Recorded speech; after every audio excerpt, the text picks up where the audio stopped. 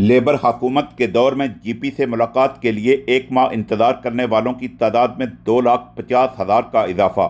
Opposition जमात liberal Democrats के तजज़िये के मुताबिक लेबर हुकूमत के इक़्तिदार में आने के बाद इंग्लैंड में जनरल प्रैक्टिस जीपी से मुलाकात के लिए एक माह या इससे ज़ायद इंतजार करने वाले मरीजों की तादाद में तकरीबन 2,50,000 का इजाफा हो गया है। तजज़िये में बताया गया है कि NHS इंग्लैंड में हर माह हज़ारों अपॉइंटमेंट्स ऐसी हैं जिनके लिए मरीजों को कम अज़ कम 4 हफ्ते इंतज़ार करना पड़ रहा है। लिबरल डेमोक्रेट्स का कहना है कि तवील इंतज़ार मरीजों की सेहत पर मनफी असर डाल रहा है और हुकूमत को फौरी तौर पर बुनियादी सेहत की सहूलियात बेहतर बनाने के लिए अमली इक़दाम करना होंगे।